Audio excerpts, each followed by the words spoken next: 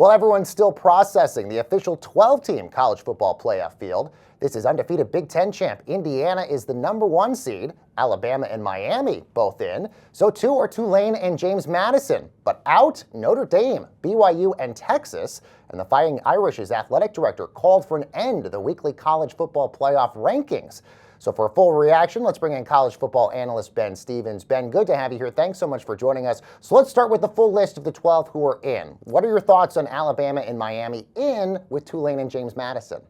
Yeah, Baker, it was very surprising to see Miami finally jump Notre Dame courtesy of the head-to-head victory way back on Labor Day weekend in week number 1. It was surprising to see Miami jump over Notre Dame and Alabama remain at the number 9 spot, which is where they entered conference championship weekend in the showdown in Atlanta for the SEC title game against Georgia. Of course, the Crimson Tide losing that affair by 21 points. It did not harm them. They are the only conference champion, Baker, dating back to the 2023 college football season. Of the 16 conference championship losers who entered that conference title game ranked in the college football playoff, Alabama is the only one in the previous 3 college football seasons to not even be dropped by a spot. We saw Ohio State lose in the Big Ten title game. They dropped by at least a spot. BYU lost in the Big 12 championship game. The Cougs dropped by a spot and out of the college football playoff in terms of consideration. Even Virginia dropping by 2 spots, losing in overtime to Duke. Alabama remained at the number 9 seed and thus earning an at-large berth to the college football playoff. All right, let's talk about one of the other teams I feel like is getting overshadowed in all of this. You mentioned the Big Ten championship. Indiana winning that. Now they're the number 1 team in the college football playoff. Obviously, a lot of attention is going to be on them. Will they be able to keep that number 1 spot for the remainder of the playoff here and win the whole thing? Baker, I'm not sure there are words that exist in the American dictionary that really can categorize what Curt Cignetti has done in 2 years in Bloomington, Indiana, taking over the losingest ever FBS college football program, and only 2 seasons later leading IU to its first outright Big Ten championship since 1945. And I do not think it is just a feel-good story or one of the most remarkable turnarounds in college football history here in 2025. This Indiana football team is the best in the country, and they have proved that both on the field and how they have gone about their business in the 2025 campaign. So to answer your question, yes, I do believe that Indiana is not a fluke. They are the true number 1 team in the nation. They will await the winner of Alabama and Oklahoma at the Rose Bowl on New Year's Day. And I do believe the Hoosiers will be expected and favored to win that football game. And I ultimately believe Indiana will, advancing from the college football playoff quarterfinal in the Rose Bowl to a semifinal berth as one of the Final 4. Also, a lot is always made of one of the group of 5 schools making it into the college football playoff, but we got 2. We got James Madison and Tulane. Is that 2 too many, or are you a fan of both of these squads making it in? I'm a fan of both of these squads making it in. Baker, FBS college football is the only sport where we decry the underdog. I'm not entirely sure why. In other areas of sport, collegiately, professionally, and frankly, other aspects of life, we celebrate the underdog story, overcoming adversity, David versus Goliath in triumph, that sort of celebration. At the FBS level of college football, we often bemoan those underdogs and the access that is necessary to compete for a national championship. And I believe that access is important in the college football playoff. Do not blame James Madison for winning all 12 of its games against Group of 5 competition in steamrolling teams en route to winning a Sun Belt championship. Do not blame Tulane for being one of the most successful Group of 5 programs we have seen in the last half decade, and their head coach John Sumrall before he departs to Florida, leading his team to a conference championship. The reason we have 2 Group of 5 champs into the college football playoff in 2025 is because of the chaos in the ACC. And frankly, large leagues now, Baker, that do not have the ultimate champion or the best team in their conference competing for a conference crown. I am a fan, based on this current structure, of both Tulane and JMU making the college football playoff. I believe it was the right call by the selection committee. Don't get mad at them. Maybe blame the ACC or others for what conference realignment has done to this beautiful sport of college football. Okay, so let's talk about the fighting Irish elephant in the room and all of this is Notre Dame. You mentioned ACC. The AD for Notre Dame obviously throwing a lot of shade at the ACC for one of the reasons why obviously it doesn't look like Notre Dame made it. You could also make maybe an argument their independence played a role in this as well. What say you? And do you think Notre Dame should have been in this? I do think Notre Dame should have reached the college football playoff. And Baker, I'm not so upset necessarily that Alabama and Miami got the nod in front of the Irish. I thought all along for the previous 5 weeks of the rankings show that Miami winning the head-to-head matchup and the game's results must always matter most should have been in front of the Irish.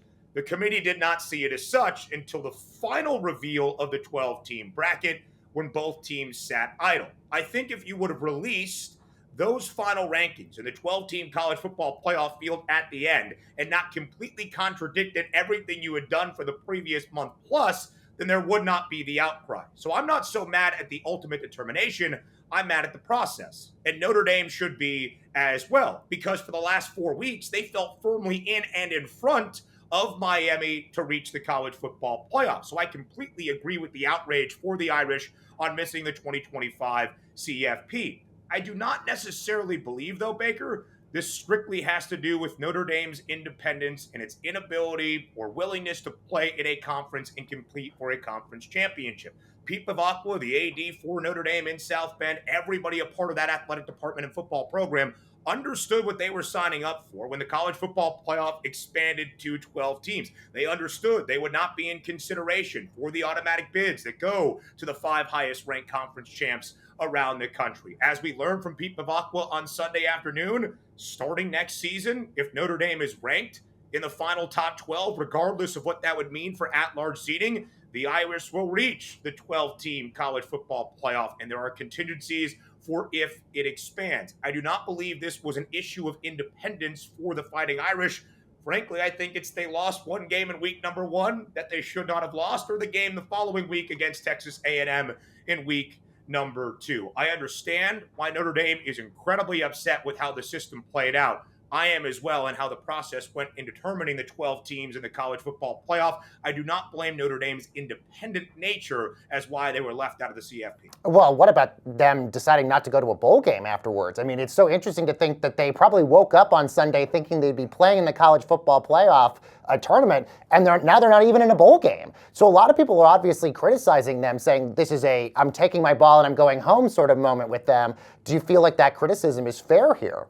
I absolutely do believe that it is fair. I believe that bowl games, Baker, although the significance of them in the last 5 to 10 years, and certainly now in the 12-team era of the college football playoff, have been diminished, I still believe bowl games, for the premier brands in college football or others, is a chance to celebrate success, to make one lasting statement, and in terms of the just actual football logistics, you get 15 extra practices to prepare for your bowl game.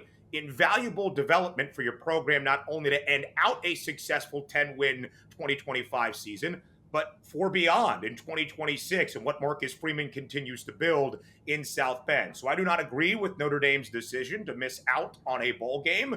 The People's National Championship, too, and the Pop-Tarts Bowl, reportedly one of the best bowl games, one of the shining standards of branding in bowl season in college football. I understand why the Irish say they do not want to play in a bowl game, because they are not going to help in terms of TV revenue for a system they believe left them out of the college football playoff. But I completely disagree with Notre Dame's stance that they declined a bowl invitation. For me, I always believe that bowl games are a celebration of success and a chance to develop your program moving forward. Yeah, in that Pop-Tarts Bowl game, which, by the way, had 7 million viewers last year, would have had Notre Dame and BYU, 2 teams on the outside of the college football playoff. I think that would have been a great game.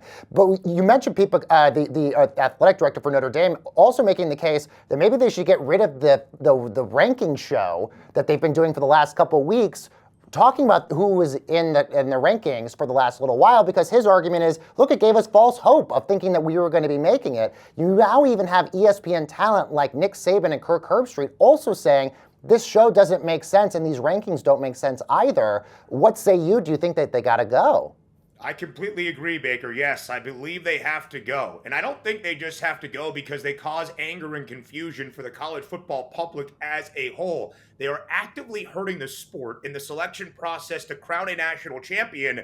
And maybe most importantly, they're hurting the selection committee in how they go about their process and their criteria. My beef has always been, Baker, that whether it was the 4-team era for the decade in the college football playoff or now in its second year of the 12-team model, there has never been a standard or guidelines or protocols the committee has to follow year in, year out. Whatever they are discussing in that vaunted boardroom in Grapevine, Texas, is not necessarily made open and transparent to the public to understand the key metrics that are being evaluated, why Team A is in front of Team B, in front of Team C, or otherwise. And each and every week on the rankings show, they trot out the CFP committee chair who looks uninformed and unprepared. He says asinine thing after asinine thing, and it digs himself and the rest of the committee in a hole. Again, Baker, if they had done a final reveal like Selection Sunday for the NCAA basketball tournament, you could have disagreed with Alabama, Miami, both in front of Notre Dame, but you would have understood what led to that process. You would not have been told one thing for a month and have it completely flipped despite neither team playing in a football game the following week. That's the committee's fault. They only have themselves to blame in what people are so angry with in the reaction to the 12-team playoff in 2025. It was the contradictory nature and basically making the rankings show on a weekly basis feel worthless and pointless. So what happens next? Do you think then it's inevitable then that we expand to 16 or 24 or however many teams get into this situation? What do you think happens next?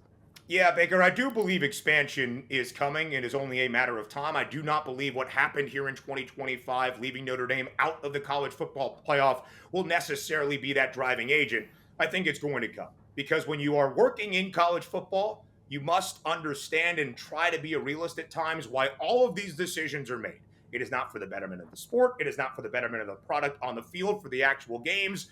It is for television revenue. And that is only going to expand with more games and more of a sample size for 16 teams or 24. And in terms of the weekly ranking show, ESPN and Disney have a big tie in terms of those weekly rankings, needing that show out there in their contract with the college football playoff. Could there be other ways of a weekly ranking? Could the committee be less involved in using something like a BCS model, a computer formula back in the day, now with the expanded access of 12 teams, maybe 16 in the future? Perhaps. I do believe college football playoff expansion is on the way. And I think that was going to happen one way or the other, regardless of who made the 12-team field here in 2025. God, I feel so old hearing BCS ranking numbers all over again. Remember, those were the days. Since you have such a great insight into the Big Ten, I got to ask your take on Penn State. That seemed like such a situation for so long of who was going to be hired as that head coach. And so many different names were being floated out there, but then they ended up not taking it. Instead, now it's Matt Campbell from Iowa State getting the job. What are your thoughts on this? And do you think he's actually going to be able to turn things over in a better way than James Franklin maybe was able to at Penn State?